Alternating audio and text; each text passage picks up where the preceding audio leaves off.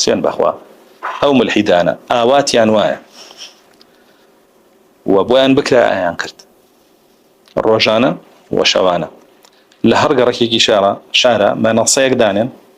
دوور و درێژ لەمسەر بۆ سەری گەڕک کچەکانتان هەر دەقە نادەقەیە ژنەکانتان هەر دەقە نادەقەیە خوشکەکانتان هەر دەقە نادەقەیە بەڕووتی و ڕەجاڵی لەم سەری شارەوە بێنە دەرەوە بۆ سەر مەنەسەکەوە بە بەردەممان ئەبڕۆنێ مەژە سەیریان کرد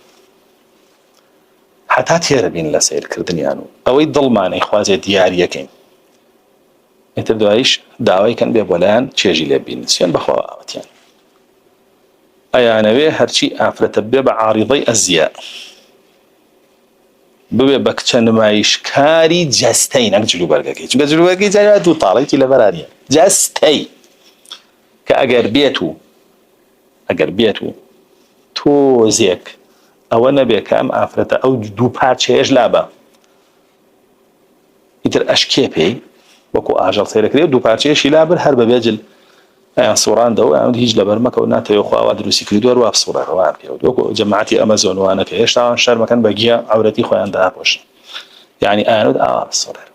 بەس بۆی تێر بن لێوی پێ بکەن هێشتا ئەمەیە بە تۆڵێت تۆ ئیسلامەتیەکە من ئیسلامی حەقیقیم بۆ هێنا واللهی ئەوە ئاواتی هەمویان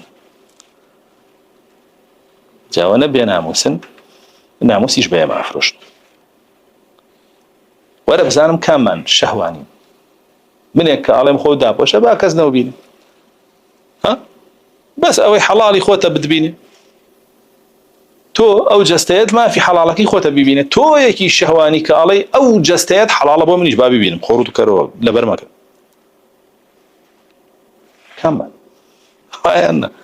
کاممان بێ ناموسی و کاممان پارێزەری ناموسی کاممان دژی ناموسی نوێ بەڕاستی ئینسان ئەگەر بێت و تعظیمی ئەڵڵای لا بێ قوبولی شەریعەتەکەیەکە پیا و بێیاژن بێ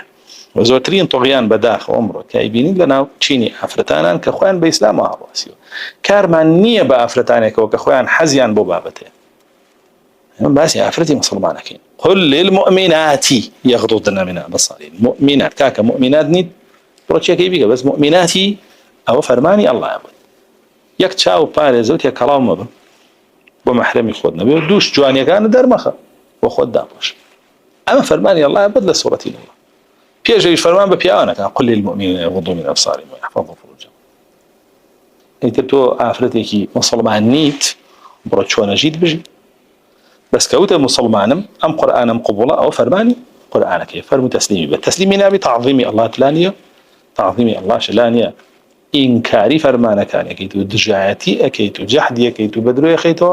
خود هالمعاصمه الاسلام ابرو بال هردي لو ديناني امره هو